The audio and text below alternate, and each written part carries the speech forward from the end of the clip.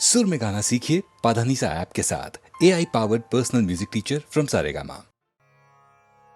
भूतग्रामः स एवायं भूत्वा भूत्वा प्रलीयते रात्र्यागमे वशः पार्थ प्रभवत्यहरागमे। ब्रह्मा के एक दिन का मतलब होता है 1000 युग, जो लगभग 4.32 अरब साल बनते हैं। बहुत कुछ सुना है हमने कि यह दुनिया कैसे लाखों साल पहले शुरू हुई। कहते हैं कि सूर्य भी अपना आधा जीवन बिता चुका है। तो ब्रह्मा की आंख खुलते ही दिन शुरू होता है और भूत समुदाय जन्म लेता है, यानी कि एक नया ब्रह्मांड जन्म लेता है। और फिर अरबों सालों के बाद प्रलय या किसी भी वजह से यह दुनिया खत्म हो जाती है और दोबारा बिग बैंग यानी कि ब्रह्मांड विस्फोटक से शुरुआत होती है और यह क्रम निरंतर चलता रहता है। मयि चानन्ययोगेन भक्तिरव्यभिचारिणी विविक्तदेशसेवित्वं रतिर्जनं संसदि। क्षेत्रज्ञ वही होता है जिसमें क्षेत्र के बारे में ज्ञान होता है। कृष्ण उसी के बारे में बता रहे हैं कि आखिर ज्ञान क्या होता है। वो कहते हैं कि मुझ परमेश्वर में अनन्य योग द्वारा अव्याभिचारिणी भक्ति का होना। अव्याभिचारिणी भक्ति यानी कि ऐसी भक्ति जिसमें वासुदेव के अलावा और कोई नहीं। ऐसी भक्ति का होना ही ज्ञान है।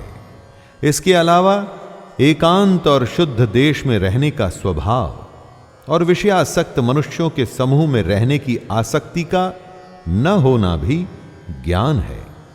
एकांत सिर्फ योगी को ही पसंद आता है।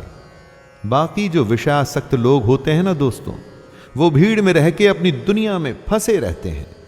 इससे अलग होकर के ध्यान करना ही ज्ञान है।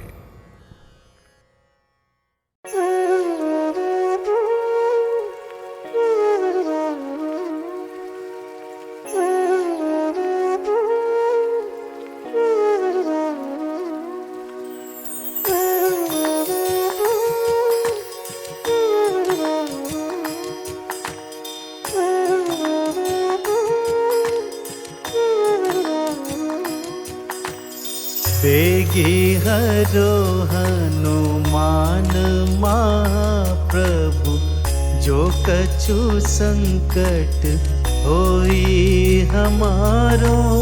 कौन सो संकट मोर गरीब को, जो तुम सो नहीं जात है टारो। जय जय जय हनुमान गोसाई, कृपा करो महाराज।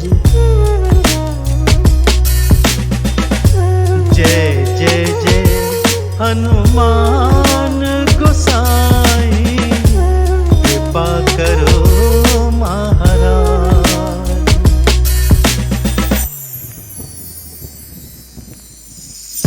तन में तुम्हारे शक्ति विराजे, मन भक्ति से दीना। जो जन तुम्हारी शरण में आए, जो जन तुम्हारी शरण में आए, दुख दर्द हर लीना। हनुमत दुख दर्द हर लीना।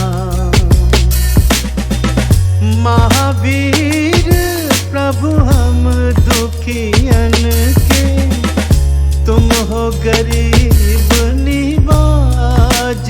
हनुमत तुम हो गरीब निवाज। हनुमत जय जय जय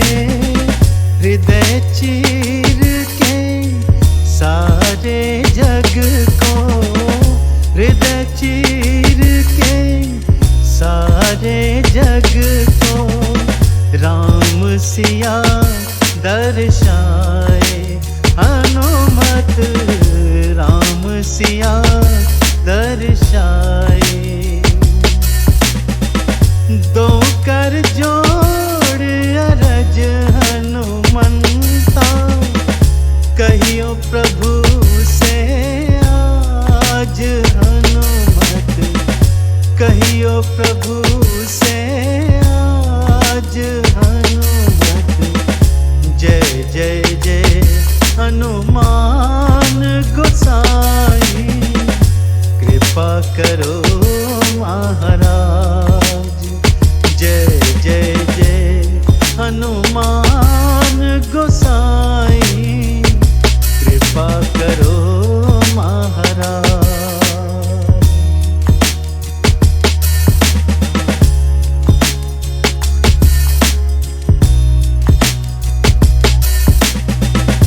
राम भजन के तुम हो रसिया, हनुमत मंगलकारी। अर्चन वंदन करते तेरा, अर्चन वंदन करते तेरा। दुनिया के नर नारी हनुमत, दुनिया के नर नारी। राम नाम जप के हनुमंता, बन भगतन सरताज हनुमत, बन भगतन सरताज हनुमत। जय जय जय हनुमान गोसाई, कृपा करो महाराज। जय जय जय हनुमान गोसाई, कृपा करो महाराज, कृपा करो महाराज।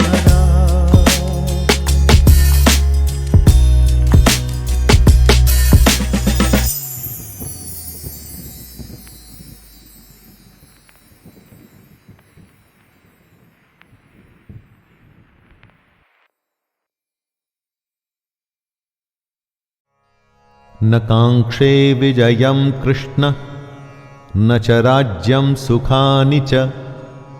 किं नो राज्येन गोविन्द, किं भोगैर्जीवितेन वा। अर्जुन बात को स्पष्ट रखते हैं, डर में सब व्यर्थ लगता है। अर्जुन कहते हैं, हे कृष्ण, मैं न तो विजय चाहता हूं और न राज्य, और ना ही मैं सुखों को चाहता हूं। हे गोविंद, हमें ऐसे राज्य से क्या प्रयोजन है, अथवा ऐसे भोगों से और जीवन से भी क्या लाभ है। इस विषाद में, शंका में, डर या घबराहट में अर्जुन सब कुछ छोड़ने को, त्याग देने को तैयार है। धन दुनिया उन्हें कुछ भी नहीं चाहिए। वो ऐसे भयभीत और डर गए हैं कि दुनिया की हर खुशी को छोड़कर इस समय बस इस युद्ध से बचना चाहते हैं। इन्हीं लक्षणों को हमें भी पहचानना है, ताकि ऐसी अवस्था में हम भी वो करें जो कृष्ण बताएंगे।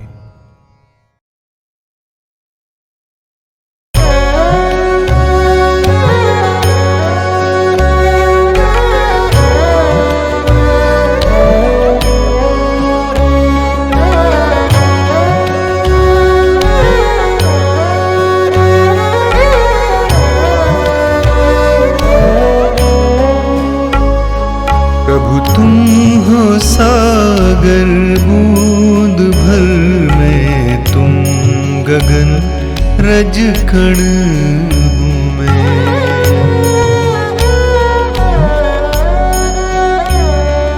प्रभु तुम हो सागर बूंद भर में तुम गगन रज कण हूँ मैं। आराध्य हो तुम भक्त हो गण स्वामी तुम और गण हूँ मैं। आराध्य हो तुम भक्त हो गण स्वामी तुम और गण हूँ मैं। हे विनायका हे गजानना ले लो मुझे तुम शरण में। विनायक हे गजानना, ले लो मुझे तुम शरण में। प्रभु तुम हो सागर बूंद भर में, तुम गगन रज कण हूँ मैं, तुम गगन रज कण हूँ मैं।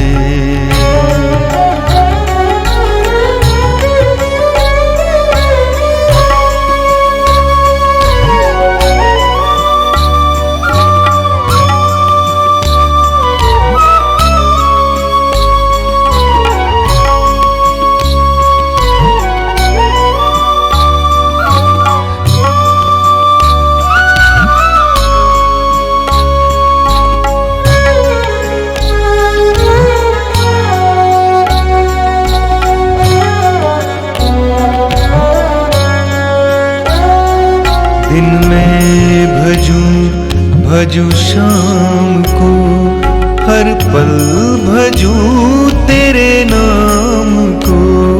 मन को मेरे वो शक्ति दे, भूलूं न पल भर ध्यान को। हे विनायक हे गजानना, रहे शीश तेरे ही चरण में। हे विनायक हे गजानना, रहे शीश तेरे ही चरण में। प्रभु तुम हो सागर बूंद भर में, तुम गगन रज कण हूँ मैं, तुम गगन रज कण हूँ मैं।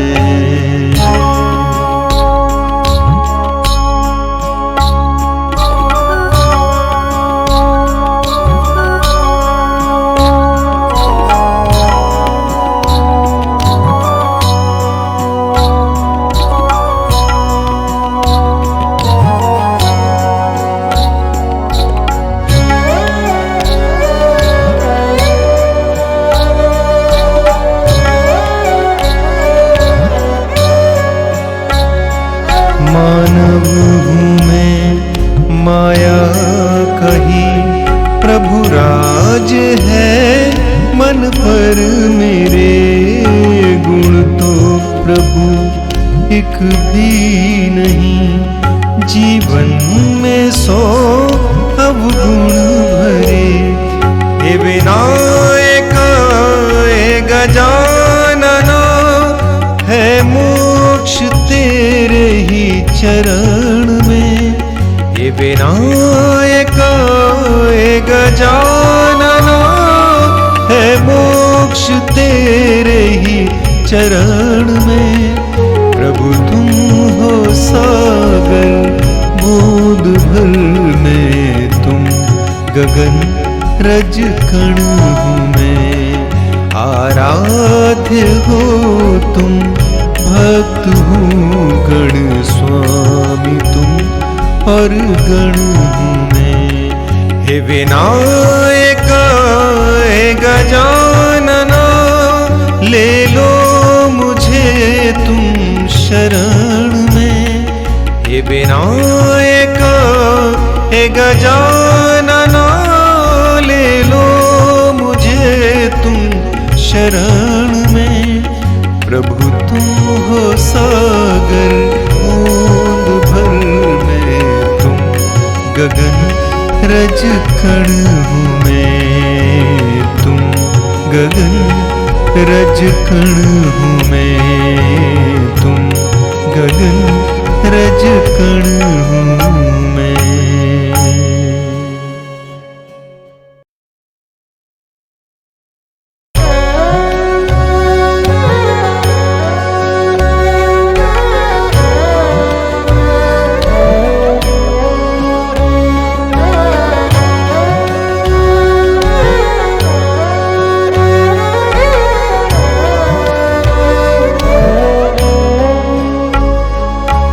तुम हो सागर बूंद भर में, तुम गगन रज कण हूँ मैं।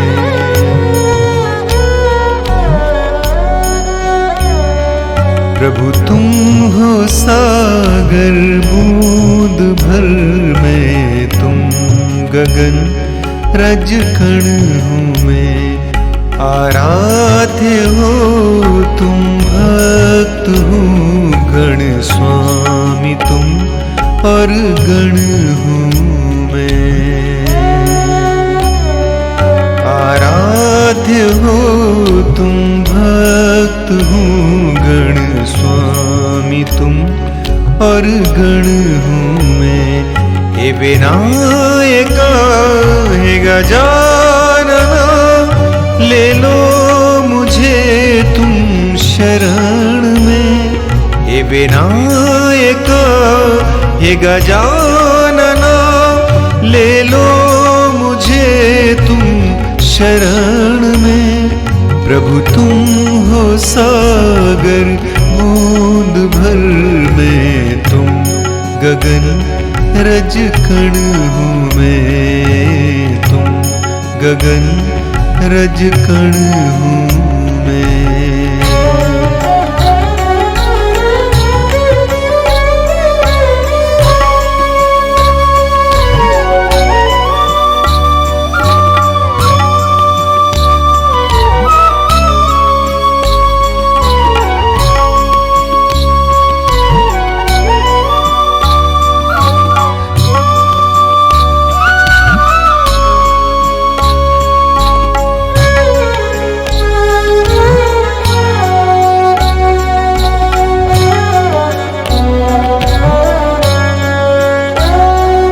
दिन में भजूं शाम को, हर पल भजूं तेरे नाम को।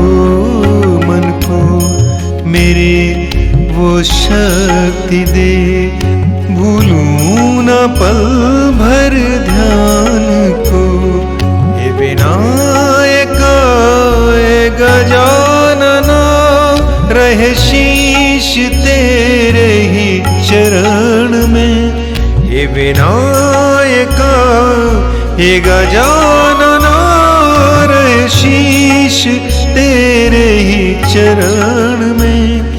प्रभु तुम हो सागर बूंद भर में, तुम गगन रज कण हूँ मैं। तुम गगन रज कण हूँ मैं।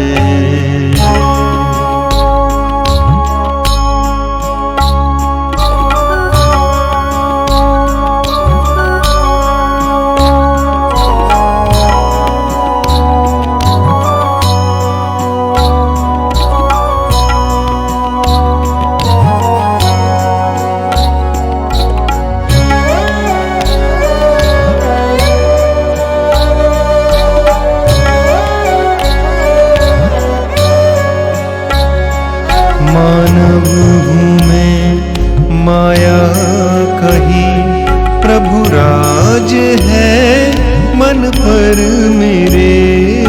गुण तो प्रभु एक भी नहीं, जीवन में 100 अवगुण भरे।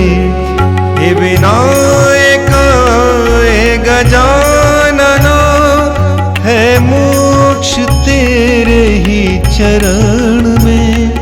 हे विनायका हे गजानना, है मोक्ष तेरे ही चरण में। प्रभु तुम हो सागर बूंद भर में, तुम गगन रज कण हूँ मैं।